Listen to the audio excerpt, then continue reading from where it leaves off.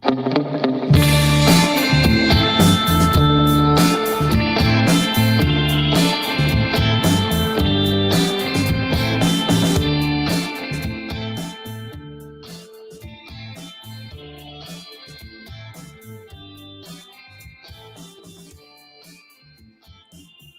this thing on? Hello. Hello. Hey. Thomas, how are you doing? I'm good. On time. So I'm kind of lost. Yes, I'm not sure what to do with all this extra time we have here in the show, at the top of the show. We need to delay, stall. Normally got a few minutes here to keep practicing or whatever we're going to do. Yeah. On time. That's like, what, third time? Third time we were on time? Let's see. What do we got here? We're season 2, episode 29. So we're well over. Oh, we're probably just shy of 100 episodes. So yeah, I'd say we're on time maybe three to 4 times by now. Okay, and 100 episodes. We're close. We're approaching the 2-year mark, right? Yeah, I tried to look back and find. Unfortunately, I deleted some of our first notes, but I think it was. I want to say it was February that we started in 2020. Okay, so we've got a few months in. We're maybe 18 months in, or at least 16 months or so. Yeah. And then we've had a few vacations and holidays. Yep. Yeah, we skipped a few. Like next week. Get a vacation next week. Yeah, but we've done a few from the road. You did 3 out of 100 is not bad. I mean, 30% passing somewhere. Yes, 3%. That's 3%. Yeah, it's a 30. 3%. Yeah, 30 would be good. Would be much better. But it would be. No, I'm excited. We'll do a podcast from the road next time. So I have to. Sorry. Let me say one thing, and then I'll stop interrupting you. Erin Patterson won the internet. She was first in chat. I think she's already been bragging to her family about it. I have to officially recognize her for being first in chat. Congratulations, Erin. Tell your dad it's not the morphine. You really did win. And that's just awesome. Congratulations. Make sure you download for the low fee of 50 cents, you get a internet ownership certificate for being first in chat. That's awesome. Who was that you put up on the screen? Let me go back, because then I went back to find. It's like, who's the new guy, right? There. Oh, hey. There it rather is. be day working. I'd rather be day working. Long time lurker. I have to admit that I'm glad she's here, because we missed out this morning. We had something very special lined up for I'd Rather Be Day Working. And so if you would join me in raising your voice and singing happy birthday, Thomas, you can't because the timing thing won't work. But we're going to sing to I'd Rather Be Day Working, whose birthday it is today. We're going to celebrate. Happy birthday to you. Happy birthday to you.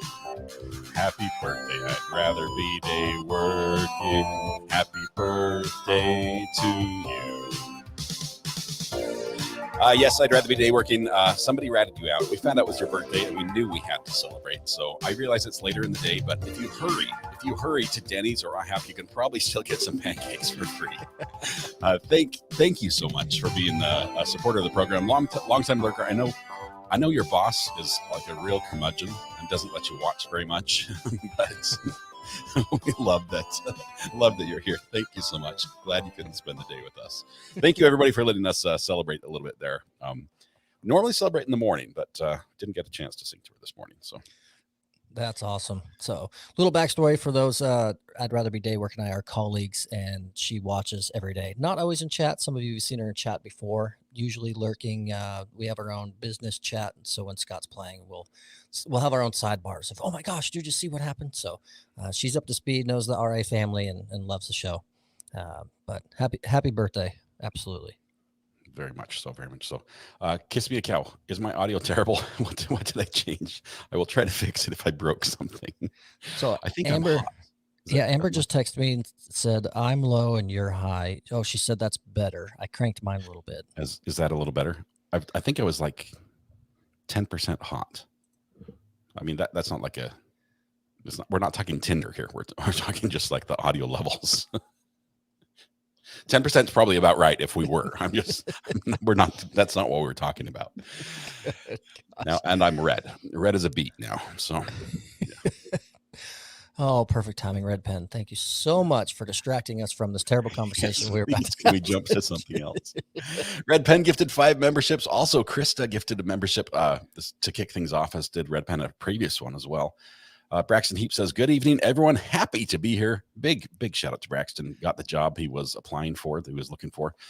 Starts on Monday. Congratulations, Braxton. That's awesome. We might not see him as much in chat, but love that he got the job. And Krista gifted another 5. So lots of gifts flowing here. Just booming. That's so cool. I just got a ding. They're flying in. Was that on your end or mine? Oh no, that's on me. Okay. Oh my. You've got mail. Yeah, I usually turn off my my emails when we go live, so I don't get that. But I forgot this time, so there it is. Oh, I didn't even notice. Red Pen just caught it. Officer Brian is a member. Brian received a gift. I think that happened. He did. He got one. Officer Brian. Good job, Krista, and congratulations, Brian. Welcome. You're now one of us. You can never leave. Appreciate that. No, this is the second time around. This is his second month. So this is a second gift. Man, that's so cool. Melissa Ann fired in with another gifted one. Just it's raining gifts on Friday Eve. Thank you, Melissa. Thank you so much. The vibes are high. Gifts just flying all over the place. So I want to, we make notes for the show, and we generally kind of follow the chronological order of where they're sitting. But I want to jump to one because it hit me hard. And I know a lot of people already saw this today, I'm sure 100%, but it hits a little different because, the week after, my wife and my daughter are flying out to Florida. It's my daughter's 15th birthday, and was a surprise. She now knows, and she's meeting. She didn't before. Now she does. Yeah. She doesn't watch the show. Okay. We're not cool enough for the 15-year-old. Too old. Yeah. But anyways, so we were with our neighbors out front last night, and we were talking about airfare and flights and things like that. Amber says Scott's still a tad hot, but it is better. So I can fix that on my end. Oh, and she's texting me because I don't have mod chat open. That's hilarious. She finds a way to get connected no matter what. So demanding. So we're talking about airfare, airlines, and how they work. And I haven't flown in a couple of years, but I typically always fly Southwest. It just happens to work from where I fly from and where I fly to. No baggage fees. I usually fly light. And for those of you that don't know, Southwest Airlines doesn't have assigned seating. You can check in online to your flight 24 hours ahead of time. And depending on how early you check in, you get lumped in a group. So when it's time to board, they board group A, which is like the first 60 some odd people. And then you just pick where you want to sit on the plane. And then group B, C, D, and so on. You pick whatever's next available. There's no assigned seating. You can, however, go up to the concierge and say, hey, I want to pay $25 to be priority seating, and you're in a group of the first 10 on the plane, right? Do you like slip them a 20 and they let you in first? Is that what you're saying? It's official. It's not, you're not slipping you're anybody. bribing the airline, not necessarily the gate attendant. Correct, exactly. As long as the bribe goes to the company, I guess it's okay. Exactly. So I was talking about that with my neighbors and my wife last night and explaining all that. And I wake up this morning to none other than the first tweet when I open Twitter or X. And it says, first time in 50 years, Southwest Airlines is moving to assigned seating. So if your gadgets, your tablets, your phones, your anything, if you don't think they're listening, boy, howdy. I was so... I took a screenshot of it and sent it to my neighbors this morning and went, Big Brother's definitely listening. It was so wild. I think by the time, let's say like Christmas time this year, all I have to do is just go to Amazon, just say, just send the gifts we need, because it knows already. I don't have to shop. It knows who I have to buy for, how many gifts, what ages they are, genders, everything. And I just say, order Christmas package, and it will take care of everything from there, because they honestly, they know so much about us. It's crazy. They do. It's wild.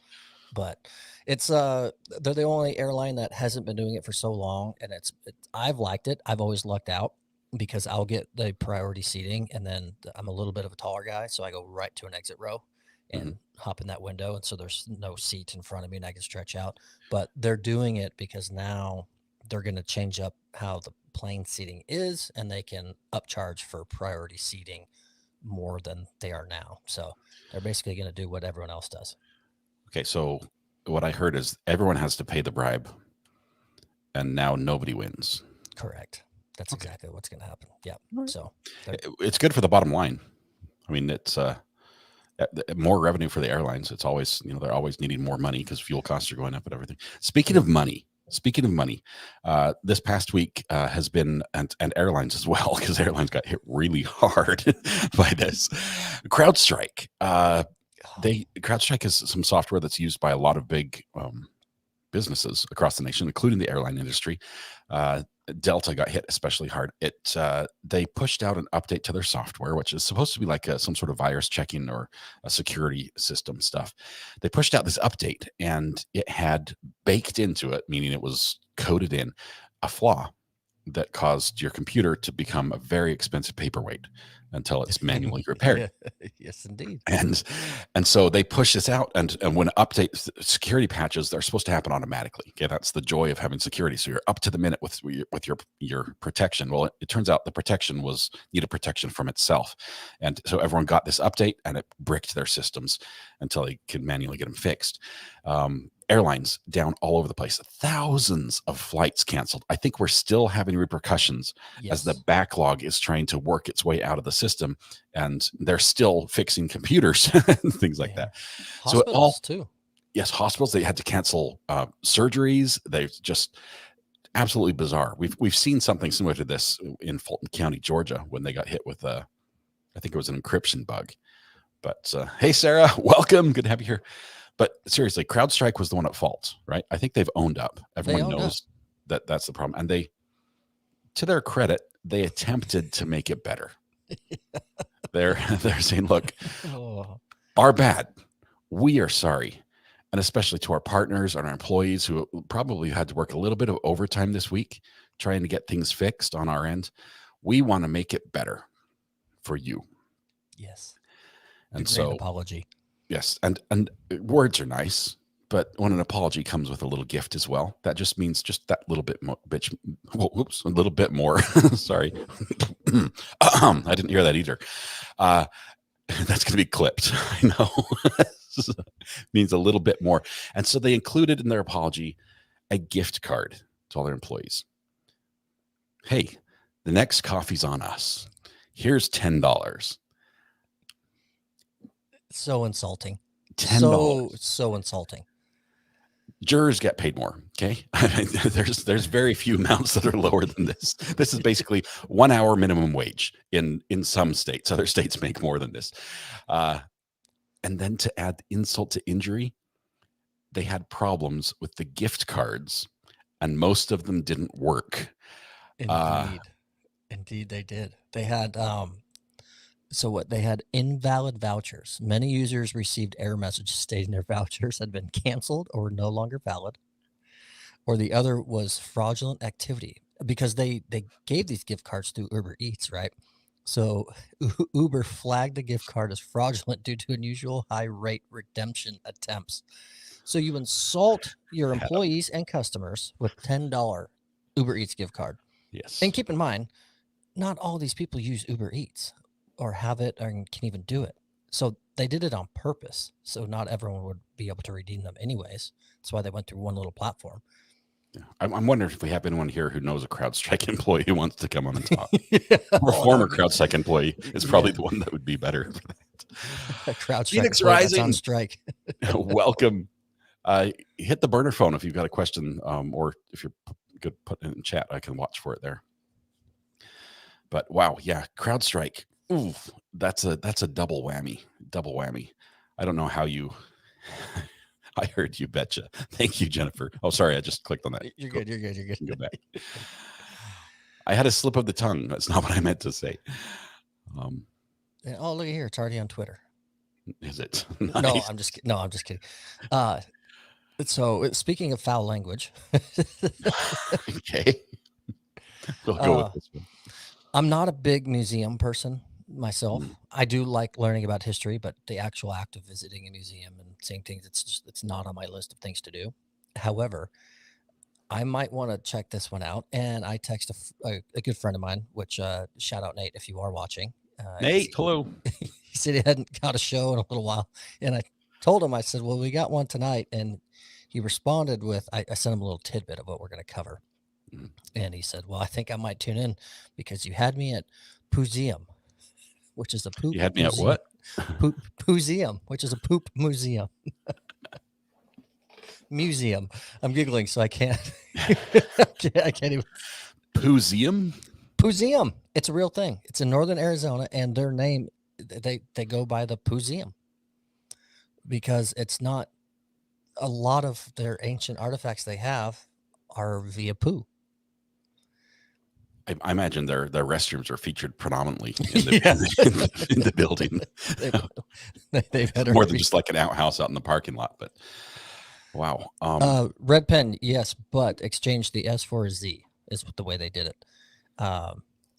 And it's incredible because one of the facts that they talk about, which is great. Well, first of all, so the sample is one of more than 7,000 on display. But what they say is that oh, I lost it. I was talking about it earlier. Anyway, the T-Rex, they deem him him or her not so much of a big chewer of food because the samples about to catch a whooping. Sorry. The samples they found in the T-Rex stool are much heftier of bones and fragments and whatnot. He would swallow the zebra whole. Or what was the animal that was like a zebra that roamed the earth about the same time as the dinosaurs? Wasn't there like a zebra-like animal? Or maybe I dreamed this. I might have dreamed this. There should be a zebra-like animal that roamed the earth with the dinosaurs. Yeah, Red Pen nailed it. Fossils and fossils. That's exactly what that is. Yes. So now I've found fossils before. Because I was always just looking for shells or a skeleton shape. How do you find a? I mean, I assumed you look for these, right? How do you find a poop? What? That's going to be clipped. How do you find a poop? Do people just wander around and be like, does that one stink? Yep, that one's fresh. Is that one? No, still too fresh. Or what are we looking for? What is like the geographic oddity that occurs where poop just gets preserved for all time? I would lose my mind. I imagine there's like some telltale characteristics, and obviously smell would be my number one. But well, it would be the number two for number one. It would be the number one for number two, I guess. That's what I'm saying. But smells out. The fossilized, it's gone. I know this. I've dug outhouses before looking for treasure. Yeah, like the old colony houses that have the outhouse in the backyard. It doesn't take long for the smell to go away. Yeah. But there's got to be something on the treasure, the poop hunter. What do they call themselves? Do they have like a unique name? No, like somebody who collects poop fossils. Do they have they have a poop meter? I don't Do they know. just look for like a lumpy rock that looks like that was deposited a couple million years ago? And then they start breaking it apart. I don't know. Maybe it's like an owl pellet when you're in elementary school and you learn how to dissect things, and that's the first thing. That's always been disgusting when they pass those around. That is not cool. I'm still traumatized. That's the only reason I knew to bring it up right out the gate, because it still haunts me to this day. The owl pellets. But there are two interesting things about it. So the Pooseum's president, when he was 18, he was in Moab, and he was always into fossils and things like that, and they sold fossilized feces in the shop in Moab, Utah. He was 18. So he said he loved dinosaurs and fossils, but never heard of fossilized poop. From there, his fascination with feces grew. I added that. That- It didn't say should that, not- but I added. That should not be a thing. No. But what's crazy, it says fossilized feces from animals that lived millions of years ago. They line the walls. They range from minuscule termite droppings to massive specimen that weigh 20 pounds or more. And then, Scott, I don't know if you saw it in the article, but if you see the picture that they've posted, it's it's like a 3-foot tall fake dinosaur sitting on a toilet or a bidet. I'm not sure which one. He's in the thinker pose. It's like T-Rex with the little arm up and the thinker pose sitting on the pot. I saw that. They need to put a cell phone in his other hand. Yes, that's how you get fossilized. I have to admit, this reminds me of a soundbite. Your son just smeared feces all over my bathroom. I gotta love that one from way back in the day, Mr. Jensen and his retrial. For this one, that's I don't know. I don't know where to go with this one. It's I mean, it's a unique collection. I always like the people that sort of do things differently, right? They do things their way. And everyone's collecting the Tyrannosaurus Rex bones, but this guy's like, but wait, there's something else we could gather. You're gonna go? You're gonna check it out? I think so. You're gonna get a selfie with what do you take a selfie with? The dinosaur on the can, or I think I want to do the little fake statue one on the toilet instead of the actual stuff. Would be my guess. But I don't know. I think it's a perfect segue into the you're looking for artifacts, the metal detectorist, and that's right up your alley. We can do that. We can go right there. Let me jump over to the page that I have this on. But wait, there's more. There is. This one's different. All right. So I've always metal detected. I love metal detecting at the beaches. Honestly, that's one of the reasons I moved to North Carolina, so I'd be close to the beach, because metal detecting on the beach, especially along what's called the Treasure Coast, the East Coast, which really runs from Florida all the way up till Maine. I mean, it's the whole thing. I think it sort of ends officially like halfway through North Carolina at that point. But that coast, there have been so many shipwrecks, so many Spanish shipwrecks with gold, heavy laden with gold, just spilled there. And we just don't know where they are. And still to this day, after hurricanes, coins will wash up, like Spanish doubloons, old coins, just really, really cool things will wash up. And so that's one of the reasons I came out here. This story, though, is a little bit different. It's a guy was out metal detecting on the beach. And he was on Oregon, on the other side of the country. And he's out detecting, and he gets a solid hit. And he digs it up, and it's got a jar with a lid on it, a glass jar, metal lid. And there's a note inside. He's like, cool, what did I find? Opens it up, and it's heartbreaking. Oh. It's a note. I'm going to see if I can read this here, because it's very small on my screen. It says, "This is the ashes of my son, Stephen Jenberg, August 31st, 1998 to July 18th, 2011. If found, please respect and put them back. Thank you, a grieving mother." Oh my goodness. I have to say that based on what I've seen here in the story, they were just barely put there, because saltwater, even a jar like that, the corrosion around the metal lid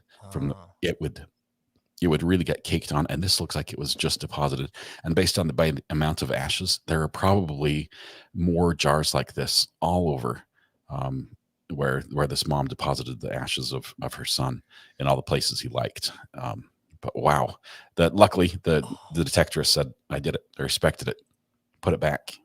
Dug it deep and put it back. So I wonder, since she left a name, if he will somehow try to look it up and get in contact and say, "Hey, I found and I replaced," or is that something you don't do? Do you just put it back and ignore it and let it at rest? And I would put it back. And honestly, I struggle. I don't know what to say to somebody that's, been in a situation that I've never been in, other than just, "I'm sorry. I'm so sorry." But yeah, he posted that, got a lot of views, and everyone's making sure you did put it back, right? But yeah, I never want to find remains like that. No, I don't. And I'm not judging by any means, right? Everyone does everything their own way and have different meanings. Like you said, there's probably multiple jars, right, in different areas of her son's favorite place. But I don't think I personally couldn't do that because I wouldn't want someone to find them, dig them up, and Yeah. throw them away, get rid of them, or just Dump them out it like, over what's there. this? Yeah. Yeah, I don't think I could do that because I would always have some unsettled thought in my mind of, I wonder how things are, where they went, and so yeah, it's different. It's how she did it, but good There's- on him for just putting it back after finding it. And, Yeah. That's not the sort of find you want to recover. When you're out metal detecting, most people are looking for jewelry. I'll tell you, hands down. Some are coin shooting, which is probably the easier thing to find. But not everybody has a metal detector. There are other ways to find metal treasure in the ground. Specifically, magnet fishing has yes, become huge. I mean, just as a test, when the podcast is over, not right now, guys, not right now, you can go to YouTube and just type in magnet fishing, and you'll have more videos than you can watch in your lifetime already, and they're growing by the day, of people who are out magnet fishing at little streams, little bridges where the road crosses. Apparently, we as a people haven't learned not to pollute, and people think that where travel intersects with water is a good place to dump things, and so they throw specifically things they don't want found into the water. So you'll find guns, you'll find stolen items like safes, you'll find bicycles, shopping carts, scrap metal, just Grenades. anything. Yeah, grenades. Grenades have been found. Lots of grenades.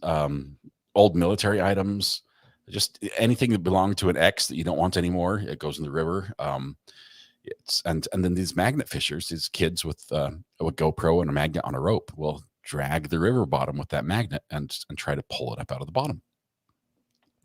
I love watching these videos, although I've done it a couple times. I don't like the sport because I'm adverse to like ick and muck.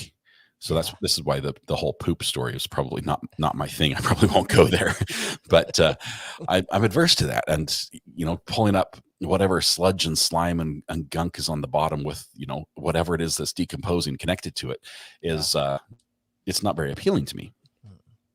But there was a couple that I think they were up in New York that was doing this. They're on this, a muddy little canal, little river, and they're fishing in one of the New York City waterways. Okay, so this is in town is basically what I hear. High traffic area. Yes, they pulled up a safe. And they crack it open, and it's full of cash, old Benjamins, $100 bills. Oh, Just like it's dream been there come true. a long time. You can't separate the money. You can see that it's bundles of money, like stacks and stacks of money. But if you try to take it apart, it just crumbles in your hands. No. So they did the right thing. They called the police and said, look, we found this safe. The police came, they investigate. They said, we have no record of this being reported stolen. But there's nothing Keep it. you can't. But Keep you can't. it. Can you trade it in for? You can't. Yes, You can? they're taking it to the Bureau of Engraving. There's like a federal agency that's over printing money, Okay. and you can take this to them, and they will. I think there's a fee for what they do, but you take it to them and you say, look, I've got this damaged money. Can you analyze it and see how much it was, and then exchange it for good money? And to them, it's just paper. It's the government. I said, like, you're giving us old damaged money. We'll give you new ones to replace it. It's a straight exchange. So they should get what they estimate to be $100,000 of cold hard cash, well, paper money, for their efforts for cleaning up the city waterways there up in New York. Every single magnet fisherman's dream. Yes. And yes. they hit it. They nailed it. I think that's probably the odds are lower than winning the lottery or a sort of lottery. Like, well, not the big lottery, but both that and finding something of value that has never been reported stolen that you get to keep. Because there have been plenty where things were pulled up and they're like, hey, we found this treasure. Yeah, that was stolen. We're returning it to the owner, and you get a nice pat on the back and an attaboy, and that's about it. But that's wild. Between that, I think if you go on YouTube, the big thing every metal detectorist wants, like on their bucket list, is to find a gun. That's the thing. Which is wild to me anymore, because if those of you who've seen it on YouTube, and they find them. They call the cops. The cops show anymore. The videos are of the police are upset. They're They're so annoyed. They're like, would you just leave it down I wish there? you guys would stop pulling this stuff up. Yeah. Everyone was fine knowing there was, not knowing there were 7 grenades just off the footbridge here at the old park. And here Yes. you are dragging them up, and now we call the bomb squad. So they do get frustrated, and there are even places that are passing laws against metal detecting because of that impact on their police departments. Like, how could you not want to know that at any moment, at high tide, these just could blow up at any time as kids are tubing down the river? It's Let's see. it's wild. This crazy cat queen. Send me the GPS coordinates. I won't find it. A lake in Tokyo. Wow. Smashed flat in my first wedding ring, flat with a rock, and threw it into a lake in Tokyo. Hope someone finds it centuries from now. I've got a funny story about that. Before I moved to North Carolina, the last summer, a friend reached out to another friend, to me, knew that I metal detected in an area up around Pineview Reservoir where I lived. And they said, we have lost a ring and we'd like you to go look for it. And the conditions were right. The lake was being drained really low, so that the area that was in was normally under like 20, 30 feet of water, was dry. At least it was actually mud when I got there. And I'm like, well, so tell me the details. What is it? And they're like, well, there's a cove at this reservoir that is known for parties, like boats that connect up together and do a little flotilla, and some pretty wild parties happen. Usually drinking is a big part of that. Right. And at one of these parties, one of the ladies who was attending with her fiance, they were all imbibing. Well, during the party, I guess the fiance was caught. The guy was caught partying with another party goer. By woman catches guy with another party goer. She's mad. Decides to call off the whole wedding thing. Takes the ring off her hand and throws it at the ground on his boat, and it just bounces. It's a $20,000 ring, and it bounces and goes up and over, and it drops, and and it's gone forever. And so they gave me, I've got information about where the boats were. They've got pictures from that night. They've got, here's about where it was, because it should just drop straight down. There's no current there. It's just a little tiny cove. They just need the water to be down low enough that you could get in there with a metal detector, and it's there. It just needs somebody to find it. Yeah. Unfortunately, once the water got really low, we found that part of the cove has a spring, and it's just mud. It's about waist deep mud. And that heavy ring is going to drop to the bottom of it. Yeah, So unless you have a backhoe, and it could be worth it. Of course, you'll need to get, permission from, I think it's the BLM that owns the land. They'll never do that. But well, $20,000 by the time you rent the equipment and go there and start dredging, you're probably going to break even if you find it. Yeah. I imagine somebody at night with a little dredge is going to go down there and find the ring, and you'll never hear about it. But I did go up there. I tried, but I didn't find anything. So.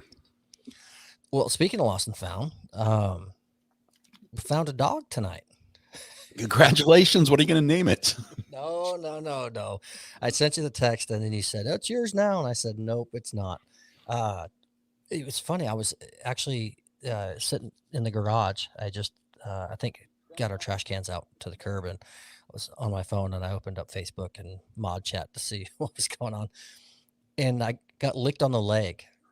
Scared the dynamite out of me, out of nowhere. New fossil deposit in Thomas's garage right now. Oh, no. So yeah, I jumped five feet in the air, and I looked down, and then there's this little dog just looking at me, and he's tired as could be. He's this little guy, a mutt of some sort, and just panting away, exhausted. And for those that don't know, we have tons of dogs already. And so I'm like, we can't keep him. We can't do anything. He has no collar, but he looked familiar to me for some reason. So he let me actually pick him up, and I took him to our side yard that's separated. We got him some water. I go down. Amber says video didn't happen. Well, I've got a picture. I'm going to bring it up. So I go a couple doors down where I think he might have come from, because like I said, it looked familiar. And they said, no, not ours. And all of a sudden it dawned on me out of nowhere. He looked familiar. because 5 years ago I found the same exact dog, and at that time He's back. he's back. He came back. Is it like a pet cemetery thing? What's happening? He belongs to now former mayor, but the first time he came around, it was the mayor of the town. And so I went, this is him. So I went down to their house, rang the doorbell, and his wife answered. And all I did was take my phone and the picture you're about to show. I just said, he's yours, right? I'm slowly getting there. And and she just looks at me and says, how long have you had him? Hang on, whoa! How long has he been missing? I wanted to say that's not the question. How long have you had him? Yeah. So as tired as he was, you could tell he's been out all day long. And I said, well, he's been at my house for a little over an hour right now. So, and she just said, oh my gosh, we've been patching our fence here and there. We just need to redo the whole thing. What's your address? We'll come get him. So anyways, yep, we got him. Now's a good time for me to show the picture, right? Yeah, perfect. There he is. There's the pup. There's the little guy. He's awesome. He's so friendly too. I just picked him right up and he just licks you in the face and he's just all smiles. And he knew you'd do the right thing. He's like, hey, I'm lost. You know where I belong.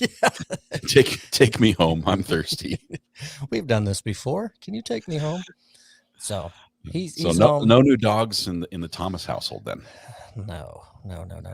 Because it was fun. It's so funny because my neighbors, they actually took another photo and they posted all over the social medias around the neighborhood and town and whatnot. And like, what are you going to do? And I said, I don't know, but I got to get this figured out before the podcast because I won't be around to help or have a special guest. We can, you can bring him right there in the studio. I'm like chewing on your backdrop or something like that.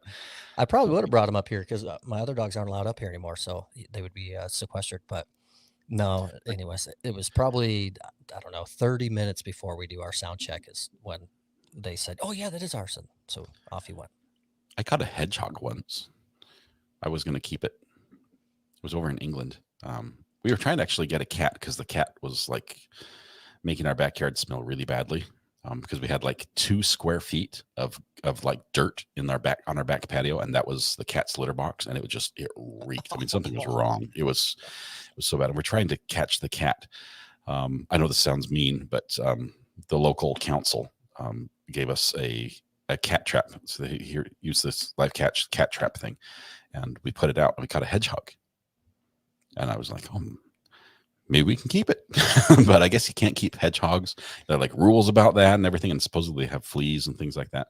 But I did hold him. I've got a cute picture of like an itch light now as well. No, just kidding. I've got a cute picture of the hedgehog. I've never had a dog like find us and be like, here I am. So one of our 4, we technically found her too. Everyone in the chat's asking for the bunny pictures. I was trying to ignore it. I'm just saying, bunny. Show us Jack's bunny. Bunny emojis. Is the bunny an indoor bunny? Yeah.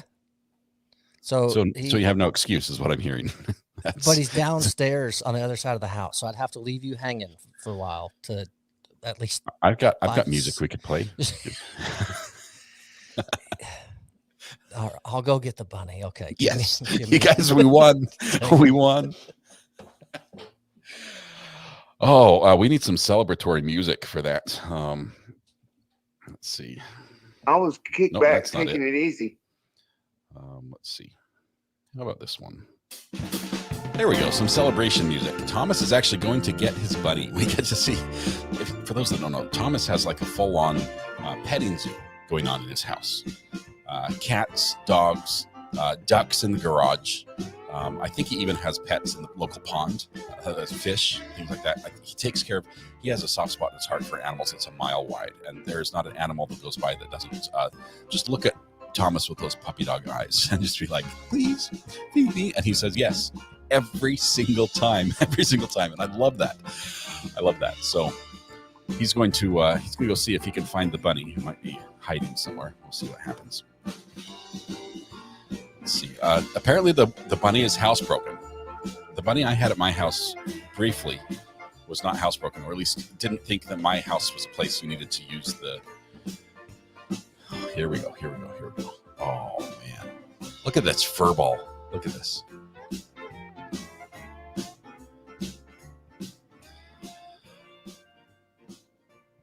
Oh my goodness, what a cutie.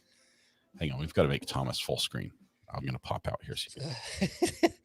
So this is, I can't get him. This is Jax. He's a fuzzy lop. And going off our last segment, he is in bunny years a dinosaur. He should, according, I forget what the numbers are, but he should have been gone a long time ago. Is there still a lot of hop left in him? Yes. There And what's crazy is he had some weird seizure episode thing one night, and it was the craziest thing we ever seen. So we took him to the vet first thing in the morning, who had never dealt with bunnies, and we had enough time to do some research on what we thought it could have been, and she went with it and treated him for that, and he's been fantastic ever since. So you paid full price, but you did the work for the vet. Is that what I'm hearing? 100%. Yep, absolutely. And now we actually talked about this bunny during the show today. We were talking for some reason the Flowbee, the old hairstyle vacuum cleaner cutter. Yep. Your bunny requires haircuts. Yes. So it's not an actual Flowbee, but it's a very similar. It's the same concept. It's just smaller, and so we use that little trimmer, and it vacuums up all his hair. And it gets crazy long real fast. But yeah, he's awesome. He lives, we have a cage for him downstairs. I say cage, it's bigger. It's like you can say room. You can say he's got his own floor. That's fine. He does have his own floor. We understand. It's like 8 foot by 8 foot, but all clear panels and no top. So he gets all the air and he can see everything through it. He's got treats like a dog would have that he knows, loves fresh carrots. And other little bunny treats. He has little chew toys that he throws around in his cage. He's like a little dog. It's crazy. How does he get along with the other pets in the household? They all get along. All the cats and the dogs and the bunnies, and we let him out of his cage where he can just have free roam of the house, and he scoots around. And we have one little tiny cow dog that'll just hang out and guard him and just make sure he's okay. Doesn't let people mess with him, but no one will. Well, but he's bunnies. Anyone who's watched Monty Python and the Search for the Holy Grail, no bunnies can defend themselves. They've got great big fangs. Yes. We're actually showing my kids the clips from that video before. That is a cute bunny. And you said he's a lop. What is it? Fuzzy lop. Yep. Fuzzy lop. We had another one. It's a big thing when you get two bunnies, as far as I'm forgetting the terminology, not pairing them, but letting them get to know each other, because bunnies are big on inserting their dominance. And so you have to be very careful of how you get them. Unfortunately, they never got along. And the other one, they can be mean. Past. Very much so. Very. Yeah. So you see it in chickens too. Sometimes chickens can be just mean. Somebody they don't like, they just peck them to death. Whoa, that escalated quickly. Went from this nice little fluffy, cuddly thing to brutal. But I rescue dogs bonded. Yeah. So we actually got him, which I didn't know was a thing. I say we. It's another product of my daughter and wife picking up animals and bringing them home from a bunny rescue, a place that had like 200 of these all in one tiny box that have been there forever. Man. And so they found it. So that's why we got 2 of them, brought them home. But yeah, we think he's going to outlive all of us for sure. So. Oh, that's awesome. What a cutie. Thank you so much for getting him. Are you going to let him roam around the studio, or do you have to go put him back? I'm not sure. I don't know what he could get into. No, I have too many cords behind the desk on the ground that I don't want him to chew. And they look so much like carrots. They really do. He gets the same texture, the same taste, and then that at the end. If he got zapped on the podcast, we would not have a season 2, episode 30. So no, I'm gonna go put him back in his spot. All right. Well, we have the rest of the song to listen to, so it's okay. We'll get you another one. Thomas is a good sport. Love that he does that. We might have to see if we can talk him into introducing us to the full gamut of 4-legged friends at his home. So that is crazy. While you're going, I just noticed Phoenix Rising says, I heard Sarah Boone had an interesting hearing today. We covered that at the very end of our live stream today. It was awesome. It was awesome. I don't have any pets I can show you today, or pretty much any day, because because we have so many people in our house that are deathly allergic to animals that our cat is an outdoor cat and will always be such. But has he got any goats? Are you offering to Uber a goat? Goats are phenomenal animals. They're a lot of fun. I would say a pygmy goat is a lot more fun than a full-size goat, because if you make a full-size goat mad, they can do some damage. They can they'll sneak up behind you. They're not shy about getting a cheap hit on you. Oh, look at this. Oh my goodness. So this is the little cow dog that guards the bunny. So the bunny's unguarded right now. Yes, this is Blair. Blair. I love the patch over the one eye. That is awesome. How old's Blair? Blair, how old are you? She's 4, 3.5, 4. She's a toy Aussie. Toy Aussie. What a And cutie. She's the boss of the house. Real quick, it's Sarah. I can't say her last name. It just went up screen. This one? I don't, but I wanted some for eggs. But given the rules where we live, how far I have to have the coop away from neighbors and all that, it would be right in the middle of my pool. Yard. Yeah. It would be a floating coop. Not the best for pool quality as far as water goes, but yes, you could do it. I imagine we could have some people that would help you out with designing that. But then I think Roy in chat would not like if he could walk by and hear our chickens being a mess. So believe it or not, I live in a little tiny, well, you know this, I live in a little tiny town in eastern North Carolina where this is about as rural as you get. Okay. I mean, we've got I can almost throw a rock and hit, 100 acres of tobacco fields. We're out here in the boonies a little bit. And we have rules about chickens.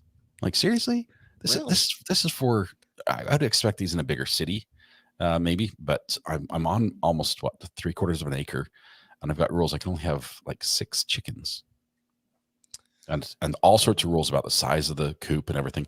I went and you might have seen on one of my lawnmower videos, I cemented in posts and everything. I was going to build a coop, and I cemented the post in first, and then I heard what the rules were, and I need to actually move the posts. And I'm not excited about digging up big 4x4 posts that have been cemented in with way too much cement. So I think I'm pretty much just going to cut those off on the surface and dig new holes because I don't know what else to do. But we solved the problem because we did the same thing. We wanted eggs. We thought fresh eggs, this would be cool. I had them as a kid. We had chickens. We had probably 30 chickens as a kid growing up. And it was, our family went through tons of eggs. It's awesome. Fresh eggs, they're just better. They're amazing. If you've never had fresh eggs, they're cool. And, we actually have a neighbor now who has like 30 chickens, and every week he gives us several dozen eggs, fresh range free eggs. I'm like, hey, Gibbs, he's got eggs coming out his ears. He's like, do you know anybody else who needs eggs? I've just got to get rid of these. And his family actually runs a veterinary clinic in town. That's where eggs come out of. That's incredible. That many eggs. Free. Yeah, I don't know where they come from. I just know you have chickens, the eggs appear. That's how it works. So free eggs. I don't have to buy the chickens or feed them. So right now, my desire to build the coop is low. It's right there below fixing the lawnmower. That's fair. And Roy says the city would never figure it. He's not wrong. Our city would definitely not figure it out. The only reason I'm not is because I do like our neighbors, and I would have to on one fence or the other. And with that, flies and other bugs and smells and things and all that. So yes, rats love chicken coops. So everything that comes along with it, I'm like, I like the neighbors too much to cheat and bother them. But fun fact, if I can talk about chicken coops and rats for just a minute, not relevant podcast. I wanted before I moved to North Carolina, I wanted to start a YouTube channel shooting rats with an air gun. Jeez. Rats are a pest. They're terrible, and poison is dangerous because they can get to pets. It can be secondhand, so you can poison a rat, and then a bird of prey could swoop down, catch the rat, and then you've poisoned the bird. There's just so many factors that come into play, and hand trapping the rats. Snakes? Yes, they're difficult. Rats are actually fairly smart, and they'll see one get caught, and you can't use that same trap again to catch trap. It's really tough, and so an air gun is the I would not be subbing to that. It was the preferred method for doing that, and I had a neighbor with a lot of chickens, and they had a rat problem, and the city says, like, look, you gotta get rid of these, or else we're just going to poison everything. And anyway, I couldn't work out the night vision side of it, but you could help me with that. So got some night thermal vision scopes recording. for you. There you go. New channel on its way. Oh, Where did we? How did we get there? I'm sorry about that. Let's see. So another brutal segue, but I'm going with it, and it's Okay. You're killing rats. This guy, speaking of true crime, wanted to kill another. Get this, gamer. Oh yeah, this Guy is Clash of Clans rivalry meets real life. Yeah, guy in Jersey online playing. I forget what the game is. Arcade. I haven't played it. I don't know. The dog's digging. They're playing online. They get on an online dispute. He gets on a plane in Jersey and flies to Florida to go approach and kill the guy he got on a dispute with. So they're a couple 20-year-olds, and I've got the charges here. What's funny is the sheriff in his press conference says, I just want to let you know this is a weird one.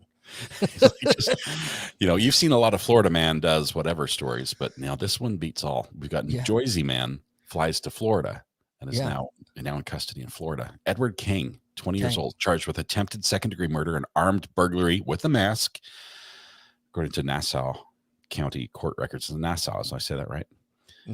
He was arrested earlier Sunday morning. Roughly the same age. This is why we don't give out our personal information online, right? Because apparently the one guy said, "Oh, come at me, bro," and gave his address, and clearly he found him. And he came at him. When he landed, he went from the airport straight to Lowe's or Home Depot and bought a hammer because that was going to be his weapon of choice. So he lands, buys the weapon, sneaks in the guy's house 2:00 in the morning, and surprises him. Starts beating him on the head with the hammer. The victim yells for his dad. His dad comes because these kids obviously live in their parents' basement, but the dad comes and they help subdue the guy, and got him arrested. But victim, got injured, but nothing that a few staples and super glue couldn't fix. What gets me 2 a.m, it states he got to his house and went and entered unlocked. Lock your homes, people, especially in Florida.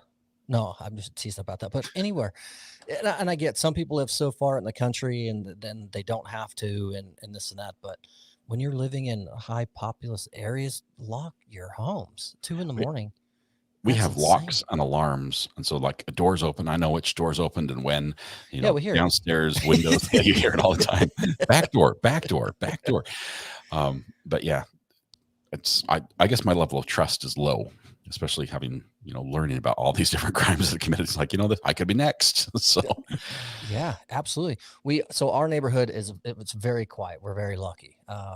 Not much for crime or anything here, but the wildest thing, a little over a year ago, I got an alert for our driveway and doorbell camera. And so I pull up the video and it was 2:30 in the morning. Some stranger with a little tool bag was walking, not on our sidewalk by the street, but he was walking along the front of houses. So he was like a foot from my garage door, walked right through our yard, right there. Camera got him. And same, came from somewhere else and he was trying to stay away from the street and walk through a bunch of people's yards just in a straight line before he vanished. And we called detectives right away and said, hey, take this footage if you guys hear of break-ins or burglaries or something in the area. Here he is. But that was really creepy because, like I said, it's actually really quiet here. We keep going. Oh, I've got another story. I'll go after yours. Oh, I was going to say, I had one experience with a break-in type of that, but it was a car break-in. There was I think younger kids, because they were taking like change and whatever they could find, firearms if they could find one in a car, purses, wallets, phones, anything they could find there. And my car was broken into and they rifled through it. Of course, there was nothing in there other than like gum wrappers and, fast food receipts and things like that. And I was actually one of the few cars that was broken into that didn't have windows smashed because I had left mine unlocked. Everyone who had their car locked got their windows smashed and then their stuff gone through. So in my case, keeping it unlocked saved me at least a repair. But it is frustrating that people go through your stuff and think, there's like an area. It's like, hey, that's mine. Yes. You don't come on my lawn without me, my permission. You can walk up to the door and knock, and that's about the limit. Right. And even then, you stay as long as I want you there, and then you leave. Yes. What was your other story? I had so too, I guess, to piggyback off what you just said, a place I used to live back when I was younger, someone smashed into my car and grabbed all my stuff. And I felt very violated and creeped out for several days after getting in my car, knowing some random stranger was rifling through my stuff. It was wild, but talking about, low crime in our neighborhood, but odd things happening. One night, I want to say it was 10:30 on a Friday night or something like that. And my daughter runs in, wakes us up and says, hey, there's someone in the backyard with a flashlight. Because we have a little refrigerator in the back. And so she was going to get juice or something. That's where we keep that stuff. So she poked out and grabbed that and probably let the dogs out for a minute. And someone's in our backyard with a flashlight. What the heck? 10:30 at night on a Friday. So I just being locked and loaded. Yes, Yeah, very much so. Yeah. Very much so, locked and loaded. And with a light, I immediately go out to the backyard, investigate, and I start shining around it. Well, I don't see anything. And so I go to the front door, open the front door so I can maybe go around the sides of the house to see if maybe someone's caused some nuisance or whatever. And as I get out the front door and step out of our little front porch area, I see two nice police officers walking down our sidewalk, now going away from our residence. There was a party just down the road, and apparently some girl got too drunk and was knocking on people's doors and doorbells because she got in an argument with a friend and was trying to get into people's houses and wanted rides home. She didn't know what she was doing, so people had called the cops. Well, the cops couldn't find her, so the person in our backyard with the flashlight was the police peering over our fence, seeing. So like 30 seconds sooner, if I went out there locked and loaded with my flashlight, that could have ended very differently. We could have flashlights on flashlights with some lead behind them. Oh my goodness. That's crazy. Like Aaron, is that Aaron Dean? Was that the story? He was a police officer. He shot Tatiana Jefferson, I think. He's the one that shot through the window, right? Time. Yeah. She was okay. Yeah. He was in the backyard with a flashlight. Yeah. So wow. I would like to think our situation would have been different. For one, they would only see my flashlight, right? And I would only see theirs. And there would have been some verbal exchanges of, hey, who the heck are you? And then, hey, police. And then, so that would have been okay. But it was still a little odd knowing what was going on and that it could have been them. And that would not have been a very fun situation at all. Man, but that's crazy. We had one story. I'll share this as a kid. The most exciting crime story I heard growing up, and I was probably maybe between 12 and 16 years old when this happened. But at the time, we lived on the top of about 1.5 miles to 2 mile long street. It was like there was an exit on the freeway on one side of town, and then this big main street was the one exit in town. Okay, so it was the main road. We lived almost all the way up at the top, so you could see at the bottom it was a straight road, just goes all the way up to the top, and it goes up on the mountain. So it's a nice just hill that goes up above you. And some riffraff, I don't know, got in trouble with the cops. So there was a police chase, and they took our town's exit, and they just gunned it up the road, and they blew through all the street lights. When they crossed Main Street, and probably about half a mile from our house, they lost their oil pan. They hit that because the Main Street has like a hump. They lost their oil pan there, and they just ran through stoplights and stop signs. And when they got about to right in front of our house, they realized that they were on what looked like a dead end. It's not a dead end. It like curves at the end, but you can't really see it. Yeah. And so they locked up their brakes. They were doing probably, I don't know, somewhere around 80 to 90 miles an hour in front of our house. They locked up their brakes, and they just skidded for like 3 houses up the hill. And they got out with the cops, like all the cops from the full police chase coming behind. Okay, so like, I don't think there was a helicopter, but all the guys on the road were coming behind. They got out, left the car in neutral, got out and ran. And then the car rolls backwards down the road, and it catches a little bit of a curve, and it's gaining speed, and it crashes into my neighbor's tree. And these guys run. They ran for like a mile. They to the closest 7-Eleven. The guy shows up at the 7-Eleven, which is open 24/7. He goes in there and he buys like a 64-ounce drink and just guzzles the whole thing. And that's what tipped off the clerk that like something's not right here. Nope, nobody drinks 64 ounces just in one. Yeah. She called the cops, and well, the guy was still there getting more drinks. The cops showed up and busted him, and he turned in his friend who had gotten away. But that was my closest run in with the law. But How? yeah, and I've liked police chases ever since. Yeah, and here you are, 60,000 subs later. I still remember like looking at those skid marks, just going, because I mean, in my day I've been known to test vehicle capabilities when it comes to how long of a skid mark you can make on the road. That was impressive. I mean, like 2.5 houses long of skidding up a road that's like this steep. It was wow. They were moving. What kind of car was it? I don't remember. It was a 4-door and it was stolen. They drove it like they stole it. That's for sure. But there was oil, everything, because it had lost the oil pan, so it was just leaking oil, and there was just a huge oil puddle where it lost the oil pan and everything else. But it was a mess. I'd be so furious with a wrecked car in my yard, hurting my tree and oil over my lawn. One more story. Yeah. I'm going to out my mom on this. Neighbor kids would ride their dirt bikes up in the mountain. And we're like 3 houses away from like the mountain. Like you'd be up in forest land, you could ride on dirt trails and stuff. And they'd ride underage without helmets and whatever else. And the cops were trying to crack down on this because the neighbor kids would start riding in the city where they're not allowed to ride on the streets, and they'd ride up to the mountain, then take off. The cops were mad about the city part. Right. Okay? And so the cops got really smart and said, well, we'll just buy dirt bikes and we can catch them. And so they did. They bought like the Honda XR 500s, whatever. And they had the lights and everything on them. And of course, the neighbor kids have faster bikes and will take more risks than the cops will. Right. And so we see the cops, the kids going up the road, racing up the road to go right on the mountain. And then the cops zipping up after them. And then the cops are trying to catch them. The kids come back down, and they come down through my yard and into my backyard. Okay. Oh, not cool. And the cops, well, we know them. Okay. They're like, this is a friendly house. And so they park in the backyard with their engines off. And my mom knew that they were there, but she answered the questions the police had very carefully, because the cops came down and like, where, do you know where they are? And she did one of those, I don't know exactly where they are answers. The cops kept going. She saved their butts. Yeah, that's that was hilarious. Funny. So your mom covered. She didn't out. Oh, she did. She covered 100%. She's like, because that's Mama RA. Kudos. Yeah, that's she awesome. was. They're good kids, and they're not hurting anybody. I mean, it's not like they're riding through the parks and things like that. They're just riding up the street to go, recreate. It's better that than some of the other things they could be doing. So that explains the love for it. Yep. Crazy Cat Queen says your mother rocks. She does. Absolutely. They like won the lottery when it came. We haven't talked about lottery, but that's like finding a friendly place to ditch your bike when the cops are chasing you is like, yay. Another guy, last story of the night. I know we're over an hour already, but last story of the night from the list.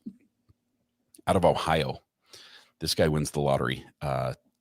Amarian Sanders was released Monday from custody.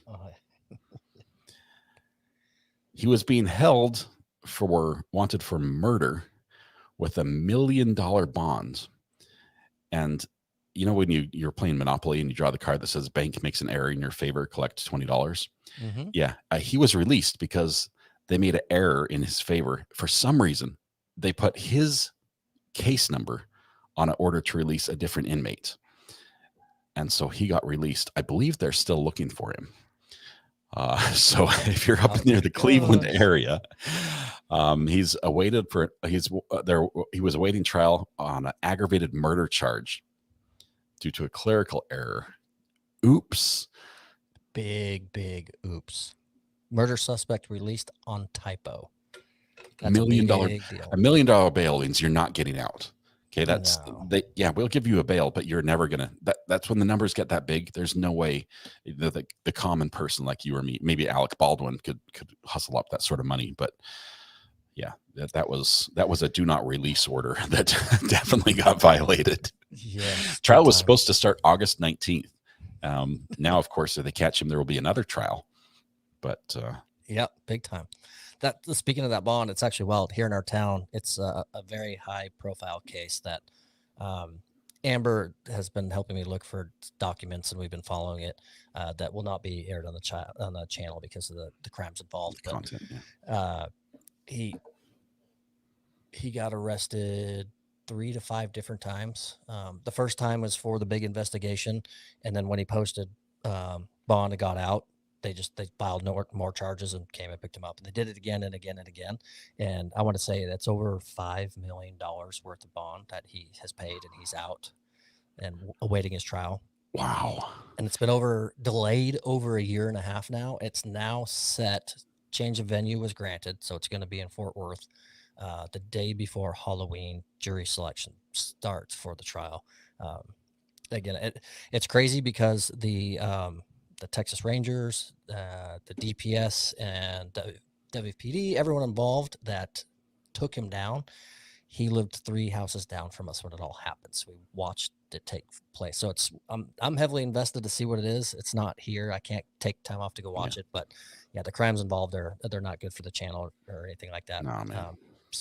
But paying bail, you got the cash, $5 million. Yeah. I've got the money. Crazy. Freedom is available, or you just have to wait until the clerk makes an error in your favor.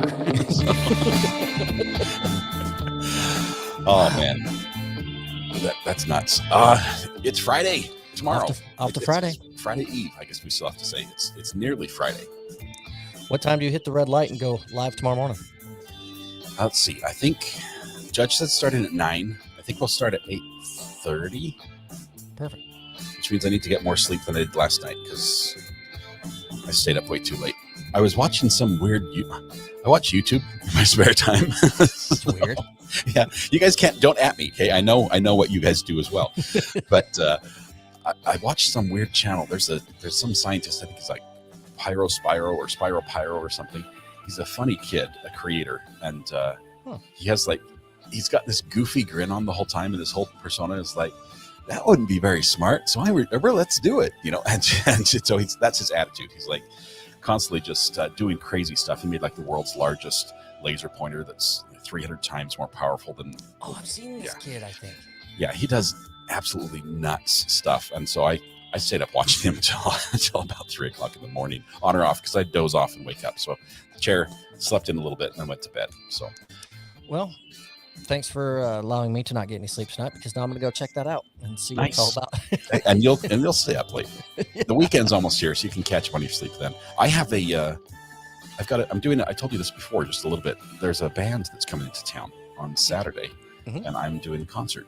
They asked me to run all the lights and audio for it. I'm like, I've never ran lights before, but I figure it's figure-outable. So sure, why not? I'll do it. It's a tall order.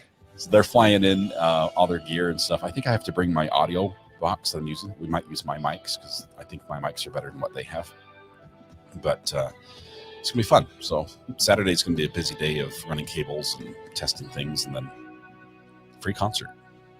Sounds like you should do a little mini live stream of you hooking up equipment. Let's make a deal. I get a live stream, no copyright strikes for the music, and you, yeah, that'll be awesome. I love it. Well, awesome. Yep. Hope everyone has great plans for the weekend, because it's here. It's here. It is upon us. Thank you, everyone, so much for tuning in and watching our show once again. Thursday nights, we love it. We love hanging out. We love chit-chatting, and we love having you guys in chat. The brilliant remarks, the comedy, and just the camaraderie and whatnot. We love it. We always say it off air to each other how much we look forward to Thursday nights and just hanging out. We really have a lot of fun. So thank you all for doing it with us. And the music stopped. I could either start it again or just say ditto. You guys have a good night. I think I'll say ditto. Thanks, Thomas. Thanks, everybody. We'll see you. Oh, I hit the wrong button. Wait. Stall. We can edit this out in post. Okay, see it.